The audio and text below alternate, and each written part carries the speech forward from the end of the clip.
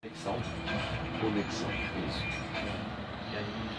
Aranãs FM, agora são 5 horas e 4 minutos, 5 e 4. Neste momento nós estamos tendo a grata satisfação de receber nos estúdios da Aranãs FM a presença do Dom Darcy José Necioli, ele que é arcebispo metropolitano da Arquidiocese de Diamantina, nos visitando Capelinha hoje e passando por aqui para que nós possamos fazer essa entrevista, fazer um bate-papo, deixar a sua mensagem também para a população de Capelinha e de toda a região, também através das redes sociais para todo mundo. Dom Darcy, muito boa tarde, prazer tê-lo aqui conosco, seja bem-vindo. Boa tarde, meu irmão, que bom estar aqui com você. Boa tarde também a todos aqueles que nos ouvem pela Aranãs FM, esse programa Conexão, que eu sei é um campeão de audiência, é verdade? Temos uma audiência até considerável. Que coisa boa, graças a Deus. Então, um abraço a você, meu irmão, viu? É Dom Darcy que está falando, que é o arcebispo metropolitano de Diamantina. Dom Darcy, nós vamos iniciar essa nossa conversa falando um pouquinho sobre a 55ª Assembleia Geral dos Bispos da CNBB, que aconteceu em Aparecida. O senhor pode dar uma explanada para a gente sobre isso? Sim, nós lá estivemos reunidos, como todos os anos acontece, Jailson, por 10 dias. E bispos de todo o Brasil. E é uma riqueza imensa, porque trazem os bispos as diversas realidades desse nosso país. Imagine alguém que está liderando a igreja em São Paulo, uma metrópole, uma das maiores cidades do mundo, um outro que está lá no interior do Amazonas, por exemplo, na cidade de Coari, uma pequena cidade, uma pequena diocese, ribeirinha lá. Então, nós nos encontramos para pensar a igreja no Brasil como um todo. E a riqueza da partilha de experiências de cada igreja, de cada bispo, é de fato uma maravilha. Mas o encontro nosso de estarmos unidos como irmãos, estudarmos juntos, aprofundarmos as questões referentes à nossa igreja e também rezarmos juntos. Isso é fundamental, porque um dá força para o outro. Os desafios de evangelização não são pequenos nos tempos de hoje. O mundo está dos avessos, não é verdade? E nós precisamos levar a esperança que os valores do Evangelho garantem. Então, reunidos ali durante esses 10 dias, nós procuramos aprofundar, Jailson, um tema central, que foi a iniciação à vida cristã. Nós estivemos estudando que a fé hoje não é mais passada de pai para filhos. Houve um truncar da fé. Então nós precisamos investir melhor na catequese. Muitos são os cristãos católicos que ficaram com a formação que receberam ainda na catequese da primeira comunhão. Nunca mais aprofundaram o conhecimento da sua fé.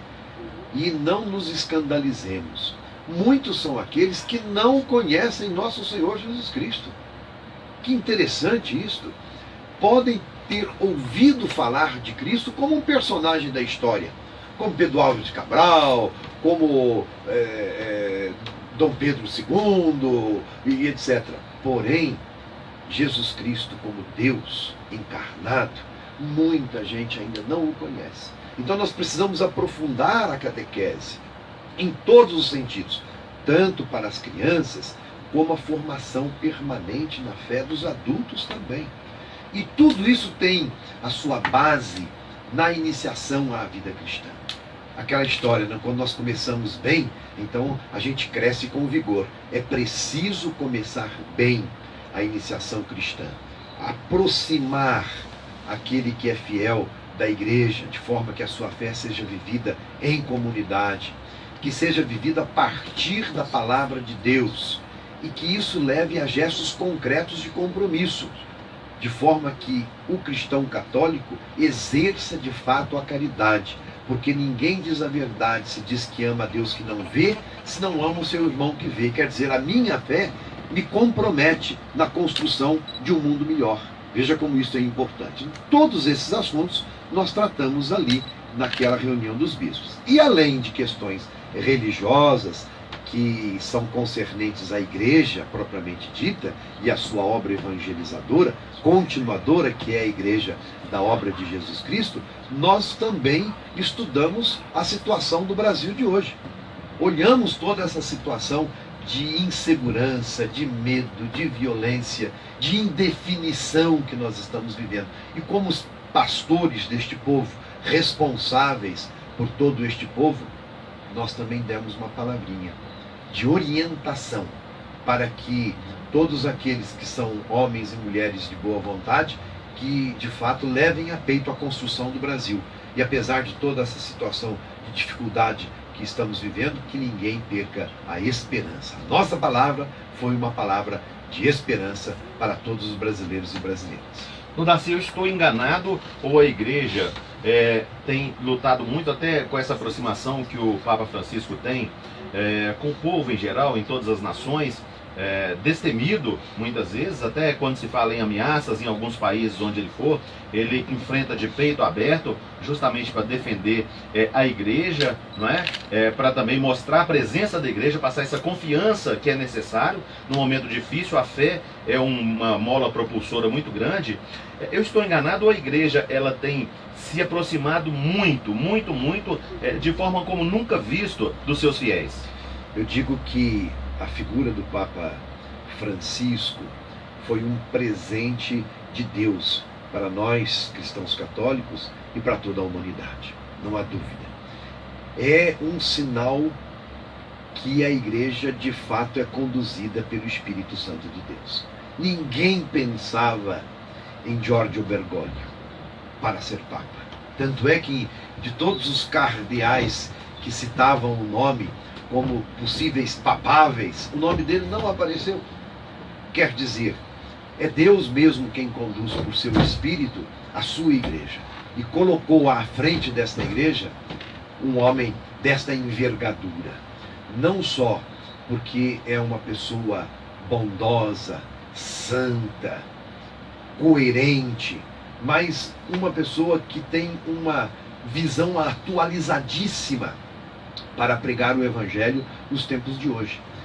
É o que encanta a figura do Papa Francisco. Até quem não é católico e quem não é cristão tem para com o Papa Francisco um grande carinho, porque é um homem verdadeiro, não um homem que encena. Ele é aquilo que ele aparenta ser. E eu o conheço muito proximamente, tive a alegria de estar com ele várias vezes. É este homem simples, humilde, verdadeiro e que sabe o que quer. A partir do Evangelho do nosso Senhor Jesus Cristo, ele está levando esta esperança, esta palavra nova para o mundo inteiro. Então, isto me diz que a igreja está muito próximo de todos aqueles que dela necessitam. E sempre foi assim. Agora há um jogo de luzes, um iluminar mais forte da tarefa da igreja por causa dessa figura de destaque do Papa Francisco.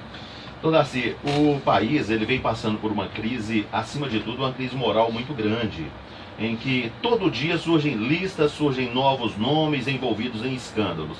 E a gente nota também que os fiéis, eles ficam aguardando uma posição, né, uma opinião, uma ação da Igreja Católica. O senhor também se manifestou há um tempo atrás, e esse vídeo ele acabou viralizando, né, na internet, girando todo mundo, mostrando essa insatisfação com essa situação de corrupção. É importante a igreja se manifestar num momento como esse, não se omitir diante de tudo que vem acontecendo de errado, dessa crise moral que o país passa. É importante os fiéis também serem orientados para saber exercer a democracia, saber escolher os seus representantes. O Papa Francisco nos ensina que todos nós precisamos ser construtores da casa comum, quer dizer, do mundo. Todos nós devemos estar comprometidos, no sentido de que Deus nos deu este mundo e dele ninguém pode ficar marginalizado. Todos precisam ter o seu lugar e ser considerado em igual importância. Todos são filhos e filhas de Deus. Ora, viver a fé implica compromisso de vida. Senão a fé vai ser alguma coisa assim, muito água com açúcar. A fé não é só vivida nas nossas orações pessoais, não. A oração pessoal deve me conduzir para um comprometimento de transformação do mundo. E para isso é preciso que o cristão católico atue. Daí a importância de nós fazermos valer o nosso batismo. Se nós amamos a Deus e a seu Filho Jesus, nós não podemos nunca nos esquecer. A imagem e semelhança de Deus é o meu irmão. É a Ele, então, que eu devo me abrir para manifestar de fato a minha fé, de forma que ela seja uma fé coerente, uma fé verdadeira. A igreja é uma força viva na sociedade. Não há dúvida com respeito a isso. Por isso você pergunta, o povo espera uma palavra da igreja. E é preciso que espere mesmo. E nós, com a responsabilidade de pastores, estamos dando esta palavra com muita coerência. Não cabe à igreja fazer. Isto são responsabilidades daqueles que foram eleitos e daqueles que assumiram essas responsabilidades perante todo o seu eleitorado. Fizeram promessas e devem cumprir essas promessas. A igreja, ela evangeliza a partir dos valores do evangelho. Onde está acontecendo a injustiça, está ali a igreja para protestar. Aonde existe a mentira, está a igreja ali, levando a verdade do evangelho. Por isso que nós sempre nos manifestamos através de notas e mensagens, chamando a atenção da população para que participe na construção de um Brasil melhor. Se nós criticamos os nossos governantes, é preciso que nós nos perguntemos, quem que os elegeu? Fomos nós mesmos. Daí a responsabilidade que temos e o poder que temos no país democrático de ter o voto na mão. Então é preciso crescer na consciência cidadã, da minha responsabilidade em construir o meu Brasil, não buscar os próprios interesses, porque aí eu estou sendo corrupto, igual a esses corruptos que eu condeno, e dessa maneira agir com responsabilidade cidadã, construindo um Brasil melhor. É nesse sentido que nós, como igreja, trabalhamos a consciência de cada cidadão, cristão ou não, a partir dos valores do Evangelho, para nós construirmos novos céus e nova terra. Diante das situações atuais polêmicas, como reforma trabalhista, reforma previdência, a igreja já se manifestou a respeito disso, favorável ou contra? Como que a igreja tem visto essas reformas? Sim, e muito claramente. Com respeito às reformas que estão aí em voga, nós temos pedido a toda a população que não fique alheia a tudo aquilo que está acontecendo, porque é preciso participar. E nós criticamos o governo no sentido de que, se é preciso fazer reformas, e até acreditamos que alguma reforma seja necessária, não só na Previdência, como também na reforma trabalhista, afinal de contas, a nossa CLT já é uma senhora muito antiga, não é verdade? E que precisa de atualização. Nada deve ser feito sem participação popular. Nada deve ser feito sem um grande debate em que todos participem, de alguma maneira. A crítica que fazemos não é quanto à reforma que está sendo feita, mas por não haver participação do povo, segundo os interesses da população, de forma que tudo aquilo que está sendo negociado lá entre deputados e senadores seja de conhecimento do povo, para saber se vai ao encontro do interesse do povo. E quando dizemos do interesse do povo, é do interesse de todos, não é do interesse de alguns somente, não. Por que na reforma da Previdência certos grupos não serão contemplados e continuarão com seus privilégios? Está errado. Por que é sempre o menor, o mais pobre, é que deve pagar a conta? É este o questionamento que a igreja tem feito. Por que na reforma trabalhista nós vamos abrir mão de certas conquistas já tidas? É preciso então que toda a população participe, esteja a par daquilo que está sendo proposto pelo governo e, num grande debate nacional, encontremos o melhor caminho. Toda esta pressão que está sendo feita tem surtido efeito. Nós vemos o governo retroceder em certas propostas de reforma, porque foram chegando a um bom senso. Que a reforma tem que ser feita? Tem que ser feita. Tudo indica que sim, mas é preciso que nós não percamos aquilo que já foi conquistado e também que todos nós participemos e não sejamos apadrinhados por ninguém e por nenhum grupo lobista que defende os seus próprios interesses. Quando foi agora a grande manifestação, que na verdade não foi tão grande assim, porque a população não aderiu, e não aderiu por quê?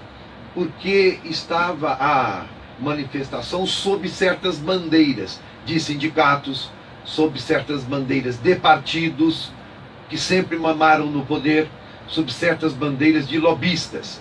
Então, nós defendemos a ideia de que façamos manifestação.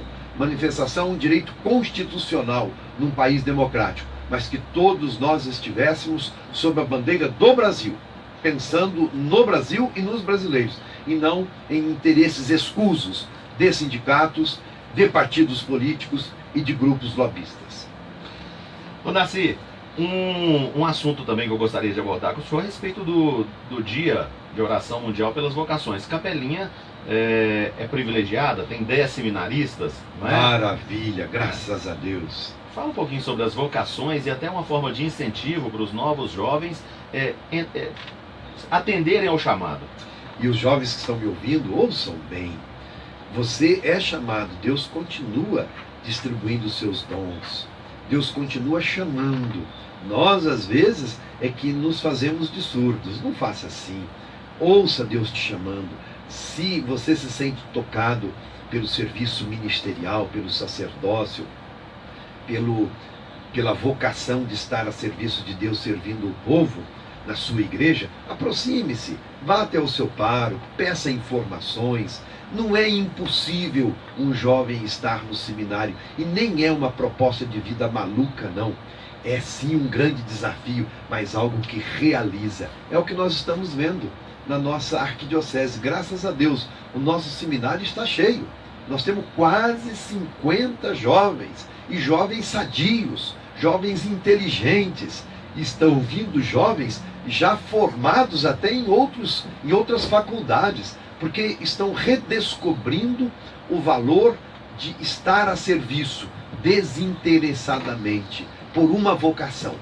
Então, nós rezamos no último domingo, domingo do Bom Pastor, para que Deus continue enviando operários e para que haja pessoas generosas que acolham o chamado de Deus de uma forma que respondam positivamente a este chamado. Graças a Deus, nós estamos no seminário do Sagrado Coração de Jesus, em Diamantina, celebrando Sesc Centenário do Seminário. Nesse próximo ano celebraremos 150 anos que o nosso seminário forma padres para a igreja e continua, graças a Deus. Então, você que me escuta, papai, mamãe, não reze pelo filho do seu vizinho para que ele responda. Reze pelo seu filho, reze pelo seu parente, reze pela pessoa que você conhece para que responda a esse chamado de Deus. Ser padre é uma bênção, porque a pessoa dedica a sua vida não segundo os seus próprios interesses, mas abre mão do seu projeto pessoal e acolhe a vontade de Deus na sua vida. Tem coisa mais feliz para uma pessoa do que estar a serviço de alguém, construindo um mundo melhor, fazendo com que as pessoas tenham mais esperança, fazendo com que as pessoas não se percam em suas desilusões, em seus medos. Esse é o serviço do sacerdote, aquele que leva a bênção, aquele que alimenta o povo com a Sagrada Eucaristia, aquele que reúne as famílias, aquele que faz com que este mundo não se perca sem sentido, mas que as pessoas tenham um sentido para a vida, e o sentido é nosso Senhor Jesus Cristo, porque todo padre é outro Cristo na terra. Então, você não vai aceitar esse desafio? Abra o seu coração, meu irmão e minha irmã, para a vida sacerdotal e para a vida religiosa.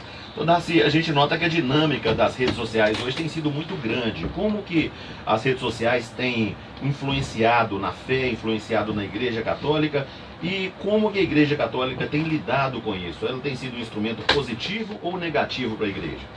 A Igreja é expert em comunicação. Sempre foi e sempre será. Senão ela não é Igreja. Evangelizar é comunicar. Não tem outra maneira. É comunicar Deus. Isso que é evangelizar. Por isso que a igreja sempre esteve à frente na comunicação. Haja vista o sino que nós conhecemos. O sino é um instrumento de comunicação. E a igreja foi quem inventou isso. Coloca lá em cima na torre. Para quê? Para transmitir alguma coisa, para fazer um chamado, para reunir o povo. E comunicar é congregar, é fazer encontrar. Então, veja, desde o sino, passando por todos os meios de comunicação, o telégrafo, teve um padre ali que foi um dos inventores, o rádio, a mesma coisa, estava ali um cientista da igreja pensando na comunicação, tudo em vista de comunicar a verdade. É esta a verdadeira comunicação. E chegamos, depois da televisão, dos grandes meios de massa, de comunicação de massa, chegamos agora, neste novo tempo, nas novas mídias. A igreja trabalha com todos os instrumentos, porque entende que esses instrumentos levam as pessoas a se encontrarem, levam as pessoas a serem irmãos e irmãs. Então nós estamos trabalhando muito com a comunicação, justamente para que ela esteja a serviço da verdade, da justiça e da paz. É esse o nosso objetivo, enquanto comunicadores cristãos, enquanto comunicadores católicos. A CNBB, Conferência Nacional dos Bispos do Brasil, tem uma comissão própria para a comunicação. Desta comissão eu sou presidente. E nós temos uma tarefa de formar comunicadores. Por isso reunimos os agentes da pastoral da comunicação para qualificá-los e qualificá-los para melhor servir. É o nosso trabalho enquanto comissão pastoral episcopal para a comunicação na CNBB. E o senhor acessa as redes sociais como o Facebook, enfim, o senhor tem esse acesso sempre, faz esse contato com os fiéis? Deveria até estar mais a serviço nesse sentido, mas o dia a dia, o cotidiano não me permite uma presença tão forte assim nessas novas mídias. Mas nós temos quem faz por nós e quem faz segundo a nossa orientação. Então isto sim. E nós reunimos todos estes que estão a serviço da comunicação justamente para orientá-los, a fim de que não façam uma comunicação que seja restritiva ou que não seja inclusiva, que não seja libertadora. Por exemplo, os grandes meios de comunicação de massa. São vários os canais de TV hoje que têm a orientação católica. É nossa função reunir aqueles que são agentes nesses meios de comunicação para dar uma linha orientativa. Não? Então é dessa maneira que nós trabalhamos com os meios de comunicação e com os comunicadores. E de tudo que o senhor vê nas redes sociais, o senhor acha que ela é mais positiva ou mais negativa? Ela mais ajuda ou mais atrapalha? Eu creio que nós não possamos pensar desta maneira. É um instrumento que está aí. Nós temos que fazer este instrumento responder aos valores que são construtores da vida. Este é o nosso esforço. Não tem que se questionar, olha, tem problema. E de fato tem. Ela pode levar para o mal. Aquilo que o Papa nos disse, não podemos dar ao mal o protagonismo. Então nós vamos atuar nesses meios de comunicação e fazer com que, neste ambiente onde as pessoas se encontrem, todos façam a favor da vida e não contra a vida. Esse é o grande desafio, não só do comunicador cristão, como de todo aquele que se coloca nesta lida da comunicação, como vocês aqui na Rádio Aranãs. Nós vamos sair do geral agora e vamos vir para Capelinha. Eu gostaria que o senhor falasse um pouquinho sobre a missão da igreja em Capelinha e quais as prioridades. Nós estamos aqui há muito tempo em Capelinha, evangelizando. E somos herdeiros de grandes evangelizadores. Bispos, padres, diáconos, leigos, comprometidos. Nós temos que continuar essa história e fazer com que o evangelho seja anunciado de uma forma eficiente, de uma forma eficaz. E não só por palavras, mas por testemunho de vida. É o grande desafio dos tempos de hoje. O mundo está carente de testemunho. Então, nós temos orientado os padres, e são novos os padres que estão chegando por aqui. O Padre André, por exemplo, estava em outra região trabalhando, e hoje está aqui. O Padre Darcy, que aqui estava, foi trabalhar em uma outra região. É assim mesmo. Nós precisamos sempre investir nessa dinamicidade, para que nós não caiamos numa rotina de evangelização, de forma que todos aqueles que são agentes da evangelização tragam os seus valores, contribuam, inovem e façam a evangelização prosperar. Aqui nós precisamos ter como prioridade os jovens. A igreja tem pedido, particularmente na última conferência dos bispos da América Latina, que aconteceu em Aparecida, uma das prioridades é a juventude. Nós precisamos investir mais na juventude. Agora, no nosso encontro de Assembleia Nacional dos Bispos do Brasil, em Aparecida, nós voltamos à questão da iniciação à vida cristã, como eu expliquei, quão necessário é insistir e dinamizar a catequese e fazer Jesus Cristo mais conhecido e mais amado.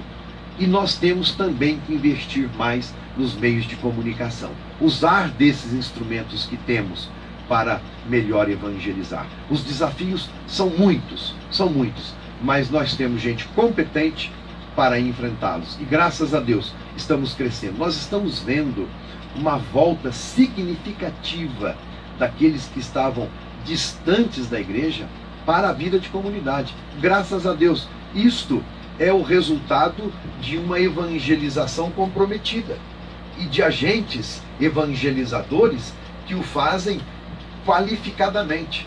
Então, nós estamos felizes nesse sentido. Sempre haverá muito por fazer. Sempre haverá muito por fazer no campo da evangelização. Mas nós estamos felizes com os resultados que estamos obtendo, graças a Deus. E esses desafios em Capelinha, eles se assemelham com os desafios pastorais da arquidiocese no geral? De maneira geral, sim. Por exemplo, a questão dos meios de comunicação. Nesse sentido, a nossa arquidiocese sempre investiu muito pouco, infelizmente. Então nós precisamos agora trabalhar de uma maneira mais direta, mais concreta neste campo, evangelizar através dos meios de comunicação. Mas de uma maneira geral, a carência não é só da nossa arquidiocese. Por exemplo, quando nós falamos de iniciação à vida cristã, foi um consenso de todos os bispos de todo o Brasil. É uma necessidade geral nesse sentido. Agora, nós temos que pensar também que evangelizamos numa realidade concreta. Hoje, nós vivemos um profundo individualismo. É próprio da pós-modernidade este individualismo, o que faz com que as pessoas não queiram assumir compromisso com ninguém e com nada. Então, como é que vai ser igreja essa pessoa se ela não quer assumir compromisso com nada?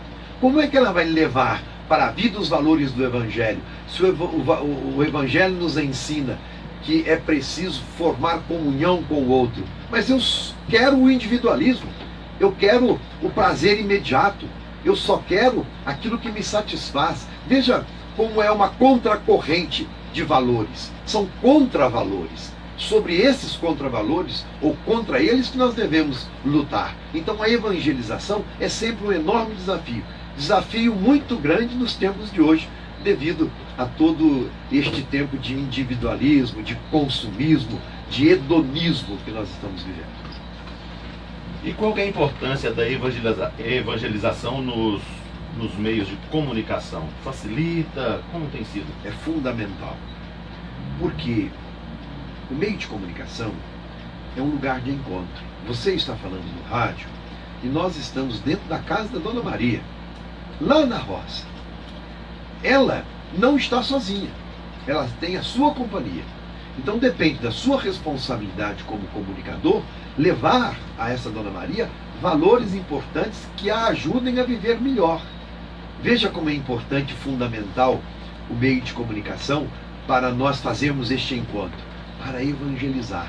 para falar de nosso Senhor Jesus Cristo, para dizer que Ele é o caminho, a verdade e a vida, para que ninguém se deixe iludir pelos falsos pastores, pelas falsas verdades, pela mentira e pela corrupção. Porque senão, meu irmão, Jailson, uma mentira afirmada muitas vezes tem cara de verdade. É o que nós estamos vendo no Brasil. Por isso nós precisamos usar dos meios de comunicação para chegar até as pessoas e para fazer com que as pessoas se aproximem, para viver esses valores que de fato fazem a diferença e não se deixarem corromper. Isso é fundamental. Há muita palavra mentirosa sendo dita hoje. Como é que nós vamos separar o joio do trigo?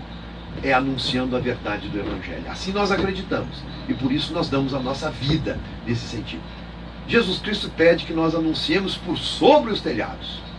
Quer dizer, usar de todos os meios, de todas as formas, modificando sempre a linguagem segundo a necessidade, para falar da sua verdade, para falar da vida que Ele trouxe, para que as pessoas não se percam em suas desilusões, em seus medos, mas tenham sempre esperança. E a esperança se chama Cristo Jesus. Gostaria que o senhor falasse também como que vai ser a celebração do jubileu arquidiocesano, né, no seminário de Diamantina. Nós temos um planejamento enorme. No dia 14 de julho próximo, nós iniciamos o ano jubilar. E vai ser lá na catedral, nem podia ser diferente, porque é a igreja mãe. É a igreja mãe de todas as outras igrejas da arquidiocese de Diamantina. E a Maria Ângela Zan virá fazer um grande show. Maria Ângela é aquela que faz a terça-feira festiva da TV Aparecida, nas noites de terça-feira da TV Aparecida, portanto conhecida em todo o Brasil. E vai trazer muitos artistas também.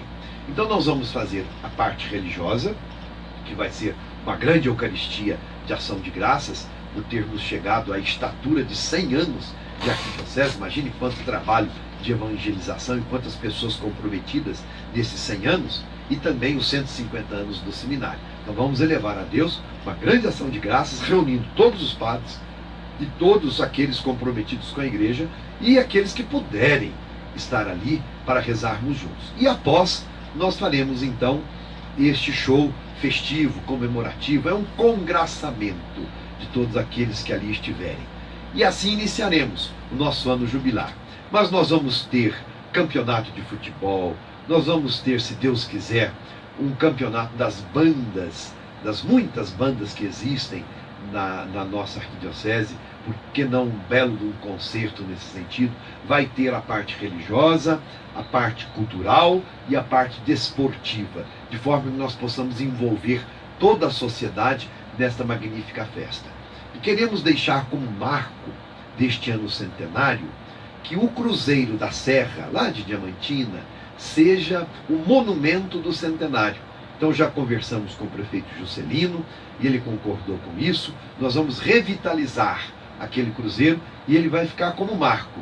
E é tão importante isso para uma sociedade tão religiosa como a nossa. Independente de ser católico ou não, todos nós, na nossa grande maioria, somos cristãos e temos a cruz como nosso distintivo. Então nós colocaremos lá no alto a cruz de uma maneira mais bonita, mais iluminada. Nós vamos recuperar todo aquele espaço para uso da comunidade, de forma que seja o marco do nosso jubileu. Dom Darcy, antes de deixar o espaço aberto para as considerações finais, eu gostaria de tocar com o senhor num assunto bem específico de Capelinha, mas que a gente acredita também que esteja acontecendo em outras partes do Brasil, que muitas vezes acaba expressando como um total desespero, às vezes um descontrole, né? Muitas vezes uma falta de Deus, uma falta até de orientação. Um caso específico que tem acontecido em Capelinha, eu gostaria que o senhor desse a visão da igreja e de que forma que a igreja pode ajudar essas pessoas. Tem crescido muito, e eu até falei que eu vou convidar o padre André para estar conosco aqui, o padre Braulio, já tive a oportunidade de conversar com ele, alguns psicólogos, psiquiatras, mas a gente gostaria também que a igreja, que o senhor também, como arcebispo, se manifestasse. Capelinha está tendo um índice muito alto de suicídios. a gente nota que pessoas cheias de vida, cheias de saúde, aparentemente está bem, pode não estar bem no interior, mas aparentemente bem, e daí a pouquinho ceifam a própria vida. E isso tem trazido, de certa forma, um desconforto para os familiares e também deixado aquela incógnita na sociedade, de que forma eu poderia ter ajudado. E essa pessoa que às vezes está naquele estado depressivo, como que ele procura a ajuda de um líder religioso na igreja católica para ser orientado? O que o senhor pode falar num momento como esse, Dona Darcy? Esse não é um problema somente de Capelinha. Nós vivemos uma realidade muito semelhante em outras cidades da nossa arquidiocese. Diamantina também. Há pouco tempo aconteceu aí um suicídio. E nós estamos vendo que é um fenômeno que acontece de uma maneira bastante generalizada no mundo inteiro, no mundo ocidental e no mundo oriental. Nós entendemos que isto está ligado a uma falta de sentido para a vida. Quando a vida não tem sentido, não tem sabor, não tem colorido, ela não compensa ser vivida. É interessante, sabe, Jailson, nós pensarmos o seguinte: quem se suicida não busca a morte, busca a vida. Porque a vida para ele está sendo uma morte. Eu repito isso. Quem se suicida não busca a morte, busca a vida. Porque a vida perdeu sentido. A vida para ele é uma morte. Então ele busca na morte a vida. Aqui está a questão fundamental. Então nós precisamos repensar a maneira como estamos vivendo. Por exemplo, toda a questão de identidade. Você já ouviu falar, caríssimo rádio ouvinte, da questão do gênero? Quando há uma linha de pensamento que diz que ninguém nasce homem e ninguém nasce mulher. A gente escolhe ser mulher e a gente escolhe ser homem. Ora, aí está a constatação da perda de identidade. A pessoa já não sabe nem o que ela é. Como é que vai viver desse jeito? O corpo diz uma coisa e a mente diz outra. E o coração diz outra. Há um desencontro bastante grande. Veja quão deletéria, quão perigosa é esta maneira, esse jeito de pensar. Então, aqueles que investem a sua vida em bens materiais e constrói tesouros que a traça corrói e a ferrugem destrói, vão ajuntar tanto que depois não sabem nem por que ajuntaram tanto. A vida perde sentido, a vida perde graça. Quando nós buscamos investir tudo na vida em nome do prazer imediato, chega um momento que cansa, faz com que a pessoa perca a razão de viver. Daí então ela não encontra na vida que está vivendo, uma vida materialista, uma vida sem Deus, uma vida sem os valores fundamentais da vida, de uma vida equilibrada e etc., a pessoa perde o chão. Então ela vai buscar na morte a vida que ela anseia com tanta força. É por isso que acontece então os suicídios. Eu digo o seguinte, sem contar ainda quando a pessoa investe no prazer imediato e se abandona nas drogas. Chega um momento em que, por mais que se drogue, não consegue atingir aquilo que sonha atingir. Então está batendo em porta errada. Está buscando a sua felicidade num lugar e em pessoas e em situações onde não vai encontrar. Nós, religiosos, oferecemos para que as pessoas repensem a vida, a verdade de nosso Senhor Jesus Cristo. O amor desinteressado. Por que não pensarmos naquilo que hoje está sendo abandonado? Parece que não tem mais sentido fazer sacrifício pelo outro. Que tal você pensar no outro, ser caridoso, construir a sua vida e ser feliz porque o outro é feliz? Simplesmente por isso. Amar por amor, não amar de uma maneira interesseira, querendo algo em troca. É preciso crescer nesse sentido humanamente. Então a vida vai ter sempre sentido. A vida vai ter sempre sabor. A vida vai ter sempre colorido. E a gente sempre vai querer viver e viver abundantemente, viver mais intensamente, e não o contrário. Então, você se aproxime da sua igreja. O padre que está na sua paróquia tem sempre um tempinho para ouvir você. Bem como já está na hora, caríssimo Jailson, de nós desenvolvermos um trabalho de escuta, de leigos qualificados e cristãos que se abram e que deem oportunidade para as pessoas desabafarem, dizerem das suas angústias, para as pessoas não sofrerem sozinhas. Você, meu irmão que me escute, não sofra sozinho, procure alguém e não deixe para a última hora isso não, quando você se desespera. Não, busque aquela pessoa que você confie. Se for o padre, busque o padre. Se for um amigo, busque um amigo. Mas não sofra sozinho, não faz bem, isso é perigoso. Dessa maneira, então, nós podemos sim, Jailson, melhorar o nosso atendimento às pessoas que tanto necessitam.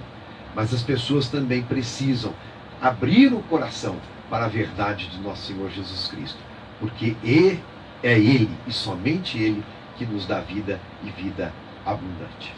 Nossa prosa aqui, dona Darcy, ela está se alongando. Nós estávamos programados para 30 minutos apenas, mas vão surgindo assuntos de importância, né, para a comunidade geral. E agora o senhor tocou num assunto muito importante para a família, que tem sido muito castigada e muito penalizada com essa ideologia de gênero.